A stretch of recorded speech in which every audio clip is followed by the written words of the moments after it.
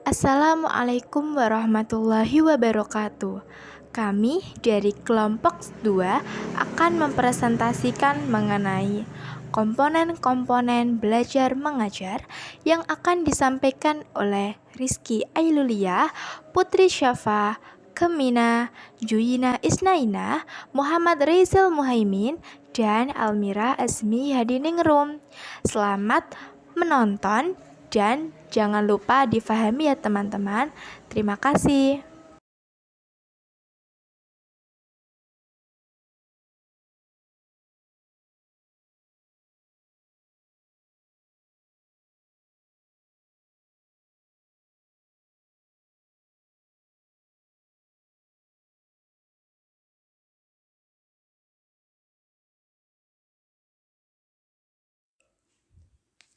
Apa itu komponen dan apa itu pembelajaran? Komponen merupakan bagian dari keseluruhan, sedangkan pembelajaran yaitu upaya untuk memperoleh ilmu dengan proses interaksi sesuai dengan sumber belajar untuk mencapai tujuan.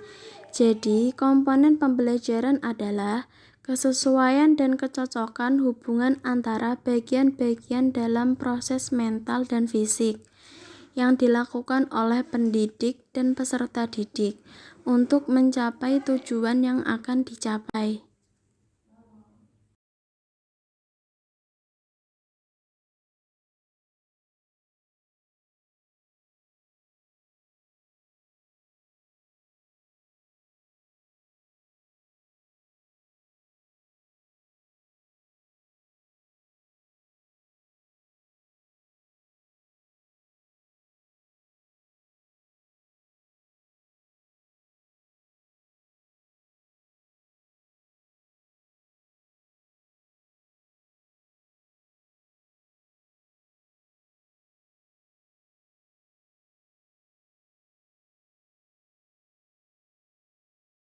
Untuk materi selanjutnya yaitu ada macam-macam komponen pembelajaran.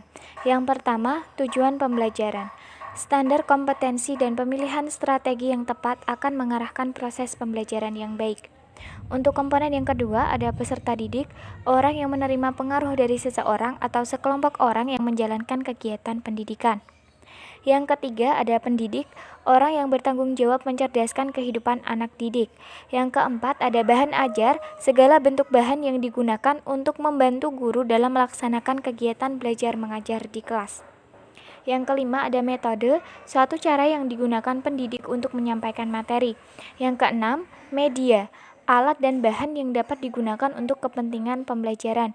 Yang terakhir ada evaluasi, yaitu keseluruhan kegiatan pengukuran, pengumpulan data dan informasi, pengolahan dan penafsiran, serta pertimbangan untuk membuat keputusan tentang tingkat hasil belajar peserta didik.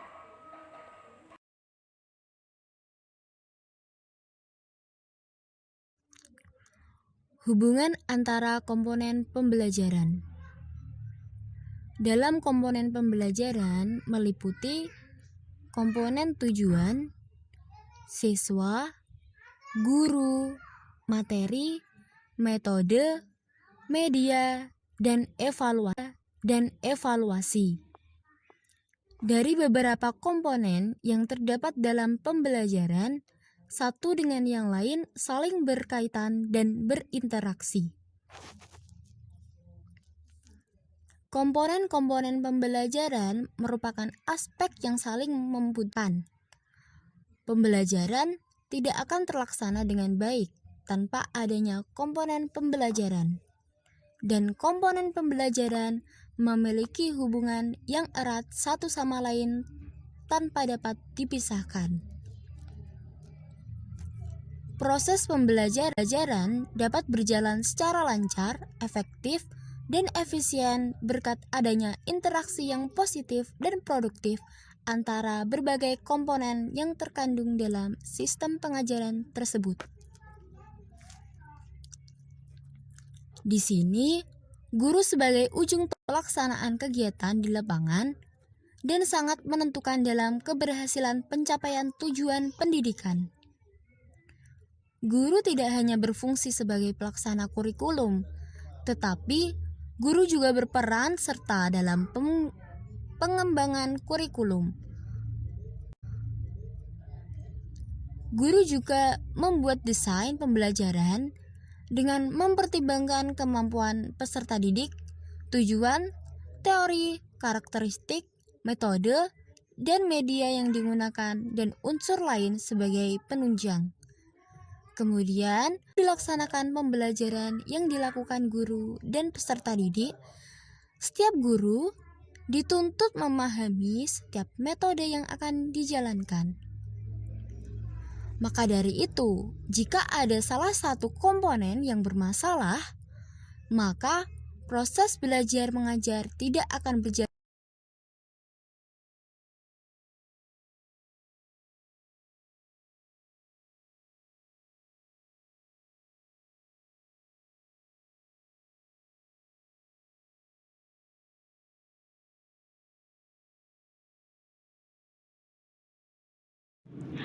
Untuk materi selanjutnya adalah fungsi dari masing-masing komponen pembelajaran. Yang pertama adalah fungsi kurikulum. Fungsi kurikulum yaitu sebuah alat untuk mencapai tujuan pendidikan. Maksudnya adalah fungsi kurikulum tersebut dapat mencapai berbagai tujuan pendidikan yang diinginkan oleh sekolah agar tujuan tersebut dapat tercapai. Tidak hanya itu, fungsi kurikulum bagi guru yaitu menjadi acuan untuk mengasosiasikan, menyusun kegiatan belajar mengajar, menetapkan strategi belajar mengajar, hingga menetapkan sumber media dan alat peraga yang digunakan dalam pembelajaran. Fungsi kurikulum tersebut sangat banyak sekali, bahkan orang tua pun harus mengetahui arah dan tujuan pembelajaran yang diajarkan di sekolah. Yang kedua adalah fungsi peserta didik. Nah, di sini peserta didik dapat dijadikan sebagai subjek dan objek dalam pendidikan. Peserta didik sebagai subjek yaitu produk lingkungan psikososial. Maksudnya, peserta didik adalah produk lingkungan sosial, lingkungan alam, adat istiadat yang membutuhkan pendidikan untuk membentuk manusia yang ideal. Jadi, kita sebagai pendidik mencoba untuk mengajarkan dan mengajak untuk berpikir mengenai segala sesuatu di lingkungan kita. Selanjutnya yaitu peserta didik sebagai objek.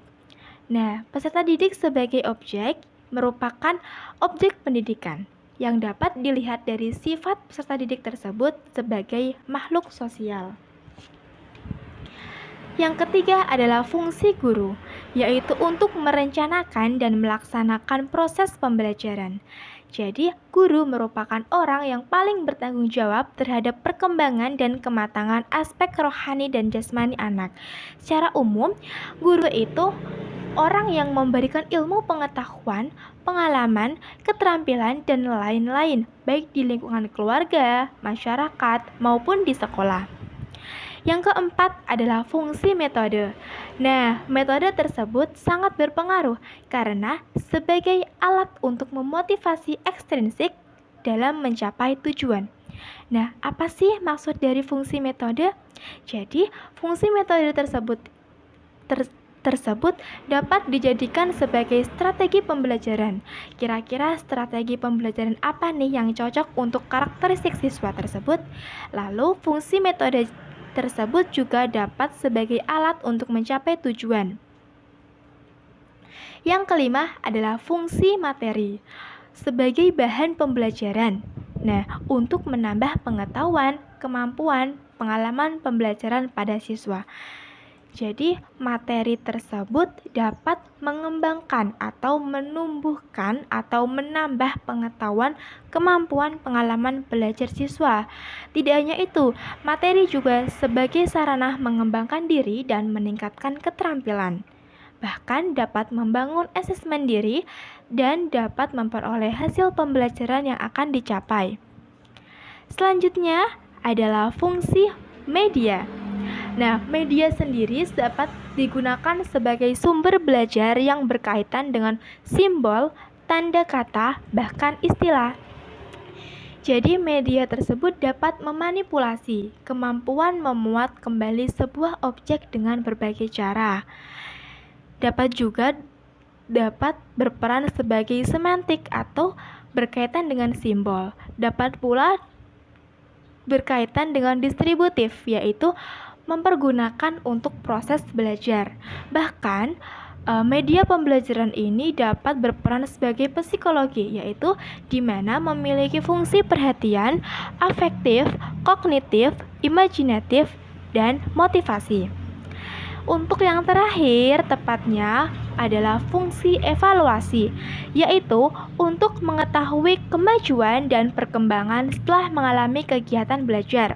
Nah, bagi pendidik kita semua, sebagai calon pendidik, evaluasi sangat penting karena dapat mengetahui kemajuan dan perkembangan siswa dalam keberhasilan setelah mengalami kegiatan belajar selama jangka waktu tertentu.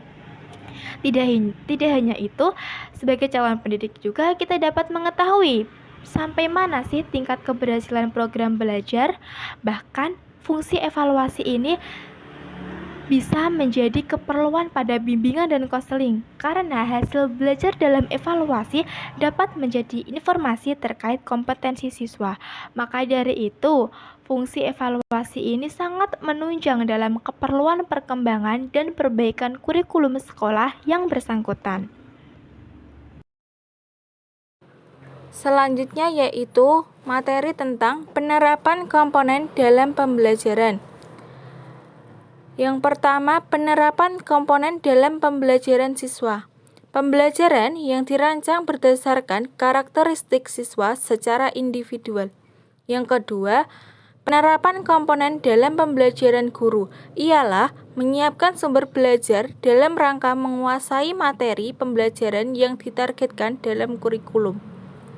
Yang ketiga, penerapan komponen dalam pembelajaran metode, yaitu mengaktifkan siswa dalam mental emosional dan proses pembelajaran. Yang keempat, penerapan komponen dalam pembelajaran materi pelajaran adalah isi atau materi yang harus dikuasai siswa dalam proses pembelajaran. Yang kelima, penerapan komponen dalam pembelajaran media, yaitu menyajikan pesan pembelajaran dengan media atau alat perantara penyampaian pesan. Dan yang keenam, penerapan komponen dalam pembelajaran evaluasi adalah mengetahui hasil pembelajaran dalam bentuk hasil atau prestasi belajar siswa. Kami dari kelompok 2 mengucapkan terima kasih dan memohon maaf apabila ada kesalahan kata ataupun penyampaian materi yang kurang sesuai. Sekian dari kami, terima kasih. Wassalamualaikum warahmatullahi wabarakatuh.